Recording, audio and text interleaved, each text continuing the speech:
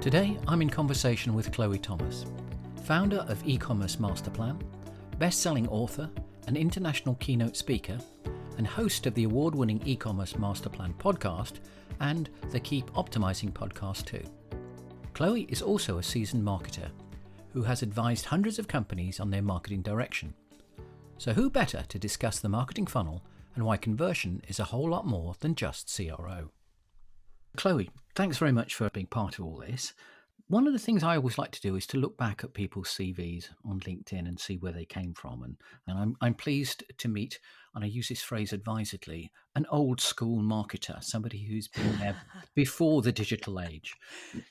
Because I think that having that experience of pre-digital is actually going to be quite useful as we move forward into where everything is less return on investment centric. It was about 14 years ago that you decided to go on your own. What was it that incentivized you to do that? Yeah, so it was an accident going on my own back in '07. I had been at Pastimes, the retailer, which is where I got very into offline traditional marketing because I was in charge of the catalogue mailings, and as well as a lot of the online stuff. And then I got a job as head of e-commerce for a group of mail order brands, with the carrot being, after my time at Pastimes, that if it went well, we'd turn it into a marketing agency. And I thought, oh, I've always liked being independent. That sounds fun. So I agreed, and we did turn it into an agency. And it took me 5 years to realize I shouldn't be running an agency. And then it took me another 5 years to leave. So, Oh, wow. so it was all a bit accidental. But I think with every month that passed of me running my own business, I became ever less capable of being an employee. And being a podcast host, is that now full-time-ish? Yeah.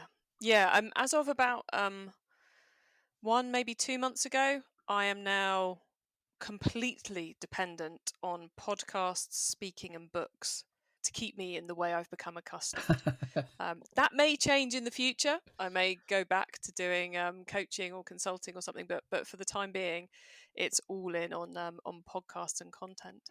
So as you know, Webtrends Optimize is a CRO technology vendor. But conversion rate optimization, CRO, is becoming more mainstream. But one of the misnomers about conversion is that it's all about making a sale. Could you explain the many ways that conversions can be taking place even before a visitor hits your website? Because I think that's one of the things that some of the younger marketers seem to miss out. Yeah, it's something which, I've always been a direct marketer at heart, whether it's, direct mail as I started off my career, or email or Google ads or Facebook ads. I like to see the traffic and then the sale and then optimize accordingly. And one of the things, I've never been a CRO specialist is what I'm trying to say. Okay. But with my hat as a marketer, one of the things which has always confused me, I suppose, is why people get so hung up on the overall conversion rate of the website. Because depending on the marketing you send at that website, the traffic you drive to it has a massive impact, bigger than anything else could possibly have, on what your conversion rate is.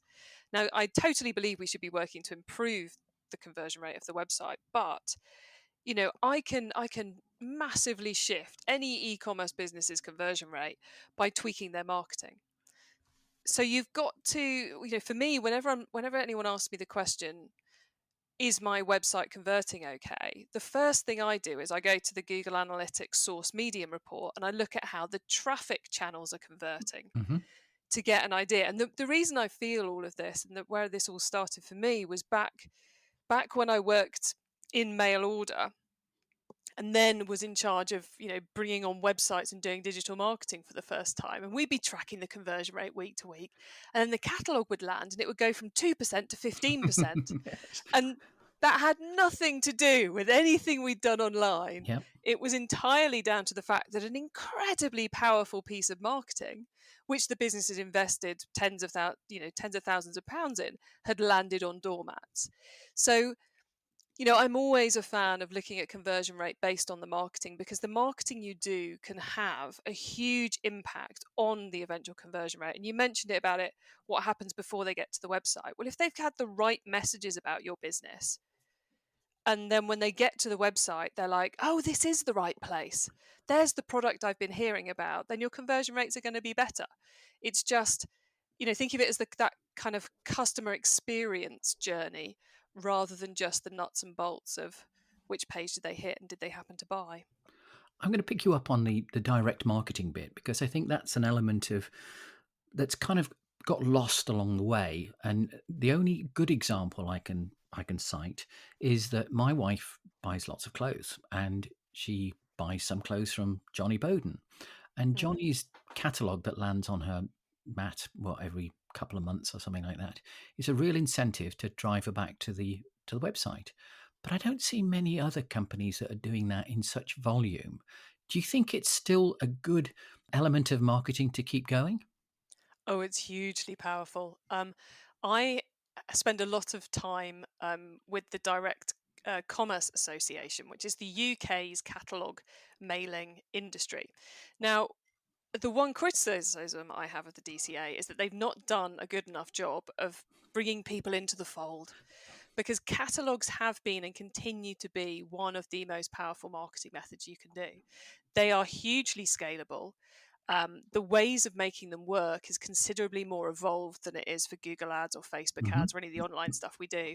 And it's been hilarious for someone like me over the last, couple of months as the cookie apocalypse has hit, to see, huge D2C brands going, we've discovered something new. We've started sending things through the post, and we've started doing off the page advertising in magazines and doing inserts in newspapers. And you're like, that's not new. I was doing that 15 years ago. But thank you. Welcome to the power that is this. And, mass personalization is now really possible through those mediums. Triggered content is really, really possible. And the trackability, whilst you do have the issue of it being offline to online, if you're doing it via address, you can always do a matchback, which is where you literally take an address file and match it to who actually placed an order to see what the real impact of that was. It is hugely scientific, hugely clever. And if anyone's thinking of going down that route, find someone who's done it before, because they can accelerate your program by years if you find the right experts. I was going to Sorry, say, I got a bit preachy there, John. Sorry. I was going to say, it's finding those experts now, because it's been such a long time that digital has been with us, that there aren't that many, I like to use the term again, old school marketers that have been down that road before and have seen the power of it, which had obviously been usurped by digital along the way. But I think you're right. I think the kind of the Google apocalypse that you mentioned is actually forcing people to think differently, which is a great thing. But do you think marketers need to rethink their attitude towards conversion, to not just be what's on their website, but to be part of those elements of the direct mail and all those other pieces? I mean, I think you have to think of it, you've always had to think of it in terms of the full picture of what's going on. It's like anything in a business. If you zoom into it to the exclusion of all else, you can't see the full picture. You can't see what you should be doing, because none of us operate our businesses in a vacuum. Our email marketing isn't unaffected by what's going on with our pay-per-click or what's happening at whatever's going on in the news this week. The famous one back in the day was when Princess Diana died, which I think was a Sunday. And generally I was in mail order. No, I wasn't in mail order then, but I was in mail order soon after that, and heard a lot of people referring back to it as that awful time, because it was towards the end of August, and that's when all the big Christmas mailings land, which is usually the most expensive, heavily invested direct mail campaign of the year. And you usually aim for it to arrive on a Monday. Well, of course, that week, no one was spending any money at all, because everyone was fascinated by the Diana story, which is, there's so much you can't plan for. But if you were purely looking at your marketing results for that week based on what you could see on your spreadsheet, you would have imploded with frustration and and depression, quite probably. Yeah. But you have to see the bigger picture, and day to day that comes down to, have we got a consistent conversational message going from the very first time someone hears us through to the point at which You're they listening check to out, the and shortened then version of beyond. this podcast. To listen to the full version, visit your favourite podcast player and search for Webtrends Optimize or The Big Lift.